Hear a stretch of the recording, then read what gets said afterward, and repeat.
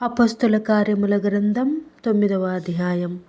సౌలు ఇంకను ప్రభు యొక్క శిష్యులను బెదిరించుటయును హత్య చేయుటయును తనకు ప్రాణాధారమైనట్టు ప్రధాన యాజకుని యొద్దకు వెళ్ళి, ఈ మార్గమందున్న పురుషులనైనను స్త్రీలనైనను కనుగొనిన ఎడల వారిని బంధించి యెరూషలేమునకు తీసుకొని వచ్చుటకు దమస్కులోని సమాజముల వారికి పత్రికలిమ్మని అడిగాను. అతడు ప్రయాణము చేయుచు దమస్కు దగ్గరకు వచ్చినప్పుడు అకస్మాత్తుగా ఆకాశము నుండి ఒక వెలుగు అతని చుట్టూ ప్రకాశించెను. అప్పుడు అతడు నేల మీద పడి, సౌలా, సౌలా, నీవేళ నన్ను హింసించుచున్నావని తనతో ఒక స్వరము పలుకుట వినెను. ప్రభువా, నీవెవడవని అతడడుగగా ఆయన, నేను నీవు హింసించుచున్న యేసును. లేచి పట్టణములోనికి వెళ్ళుము, అక్కడ నీవు ఏమి చేయవలెనో అది నీకు తెలపబడునని చెప్పెను. అతనితో ప్రయాణము చేసిన మనుష్యులు ఆ స్వరము వినిరి గాని ఎవనిని చూడక మౌనులై నిలువబడిరి. సౌలు నేల మీద నుండి లేచి కన్నులు తెరచినను ఏమీయూ కనబడలేకపోయెను గనుక వారతని చెయ్యి పట్టుకుని దమస్కులోనికి నడిపించిరి. అతడు 3 దినములు చూపు లేక అన్నపానములేమియూ పుచ్చుకొనకుండెను. దమస్కులో అననీయ అను ఒక శిష్యుడుండెను. ప్రభు దర్శనమందు అననీయ అని అతనిని పిలువగా అతడు, ప్రభువా, ఇదిగో నేనున్నానెను. అందుకు ప్రభువు, నీవు లేచి తిన్నని దనబడిన వీధికి వెళ్ళి యూదా అనువాని ఇంట తార్షువాడైన సౌలు అను వాని కొరకు విచారించుము. ఇదిగో అతడు ప్రార్థన చేయుచున్నాడు. అతడు అననీయ అనునొక మనుష్యుడు లోపలికి వచ్చి తాను దృష్టి పొందునట్లు తల మీద చేతులుంచుట చూచి ఉన్నాడని చెప్పెను. అందుకు అననీయ, ప్రభువా, ఈ మనుష్యుడు యెరూషలేములో నీ పరిశుద్ధులకు ఎంతో కీడు చేసి ఉన్నాడని అతని గూర్చి అనేకుల వలన వింటిని. ఇక్కడను నీ నామమును బట్టి ప్రార్థన చెయ్యు వారినందరినీ బంధించుటకు అతడు ప్రధాన యాజకుల వలన అధికారము పొంది ఉన్నాడని ఉత్తరమిచ్చెను.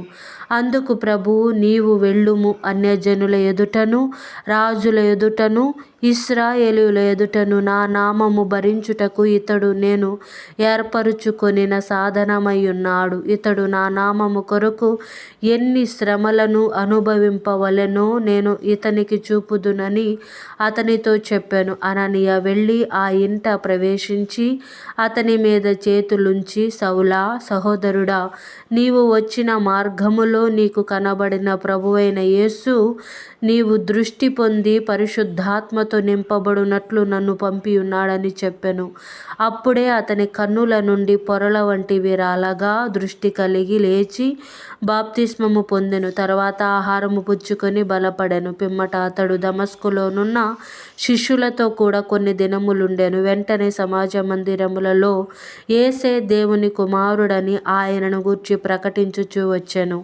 వినిన వారందరూ విభ్రాంతి నొంది, యెరూషలేములో ఈ నామమును బట్టి ప్రార్థన చేయు వారిని నాశనము చేసిన వాడితడే కాడా, వారిని బంధించి ప్రధాన యాజకుల యొద్దకు కొనిపోవుటకు ఇక్కడికి కూడా వచ్చి ఉన్నాడని చెప్పుకొనిరి.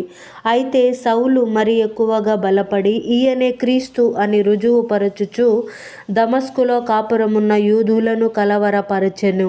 అనేక దినములు గతించిన పిమ్మట యూదులు అతనిని చంపనాలోచింపగా వారి ఆలోచన సౌలునకు తెలియవచ్చెను. వారు అతని చంపవలెనని రాత్రింబగళ్ళు ద్వారముల యొద్ద కాచుకొనుచుండిరి గనుక అతని శిష్యులు రాత్రివేళ అతనిని తీసుకొని పోయి గంపలో ఉంచి గోడ గుండా అతనిని క్రిందికి దింపిరి. అతడు యెరూషలేములోనికి వచ్చి శిష్యులతో కలిసి కొనుటకు యత్నము చేసెను గాని అతడు శిష్యుడని నమ్మక అందరును అతనికి భయపడిరి. అయితే బర్నబా అతనిని దగ్గర తీసి అపోస్తలుల యొద్దకు తోడుకొని వచ్చి అతడు త్రోవలో ప్రభువును చూచెననియు ప్రభువు అతనితో మాటలాడెననియు అతడు దమస్కులో యేసు నామమును బట్టి ధైర్యముగా బోధించెననియు వారికి వివరముగా తెలియపరచెను. అతడు యెరూషలేములో వారితో కూడా వచ్చుచు పోవచ్చు ప్రభువు నామమును బట్టి ధైర్యముగా బోధించుచు గ్రీసు భాషను మాట్లాడు యూదులతో మాటలాడుచు తర్కించుచు నుండెను. వారు అతనిని చంప ప్రయత్నం భోజనము చేసిరి గాని సహోదరులు దీనిని తెలుసుకొని అతనిని కైసరయాకు తోడుకొని వచ్చి తర్షునకు పంపిరి. కావున యూదయ, గలిలయ, సమరయ దేశములందంతటా సంఘము క్షేమాభివృద్ధి నొందుచు సమాధానము కలిగి ఉండెను. మరియు ప్రభువునందు భయమును పరిశుద్ధాత్మ ఆదరణయు కలిగి నడుచుకొనుచు విస్తరించుచుండెను. ఆ తరువాత పేతురు సకల దేశములలో సంచారము చేయుచు లుద్దలో కాపురమున్న పరిశుద్ధుల యొద్దకు వచ్చెను. అక్కడ పక్షవాయువు కలిగి 8 ఏండ్ల నుండి మంచము పట్టి ఉండిన ఐనేయ అను ఒక మనుషుని చూచి, పేతురు, ఐనేయ, యేసుక్రీస్తు నిన్ను స్వస్థపరచుచున్నాడు, నీవు లేచి నీ పరుపు నీవే పరుచుకొనుమని అతనితో చెప్పగా వెంటనే అతడు లేచెను. లుద్దలోను షారోనులోను కాపురమున్న వారందరూ అతనిని చూచి ప్రభు తట్టు తిరిగిరి. మరియు యొప్పేలో తబిత అను ఒక శిష్యురాలు ఉండెను. ఆమెకు భాషాంతరమున దోర్కా అని పేరు. ఆమె సత్క్రియలను ధర్మకార్యములను బహుగా చేసి ఉండెను. ఆ దినములందామె కాయిలాపడి చనిపోగా వారు శవమును కడిగి మేడగదిలో పరుండబెట్టిరి. లుద్ద యొప్పేకు దగ్గరగా ఉండుట చేత పేతురు అక్కడ ఉన్నాడని శిష్యులు విని అతడు తడువు చేయక తమ యొద్దకు రావలెనని వేడుకొనుటకు 2 మనుషులను అతని యొద్దకు పంపిరి. పేతురు లేచి వారితో కూడా వెళ్ళి అక్కడ చేరినప్పుడు వారు మేడగదిలోనికి అతనిని తీసుకొని వచ్చిరి. విధవరాండ్రందరూ వచ్చి ఏడ్చుచు ద్వారకా తమతో కూడా ఉన్నప్పుడు కుట్టిన అంగీలును వస్త్రములను చూపుచు అతని ఎదుట నిలిచిరి. పేతురు అందరిని వెలుపలికి పంపి మోకాళ్ళూని ప్రార్థన చేసి శవం వైపు తిరిగి, తబితా, లెమ్మనగా ఆమె కన్నులు తెరచి పేతురును చూచి లేచి కూర్చుండెను. అప్పుడు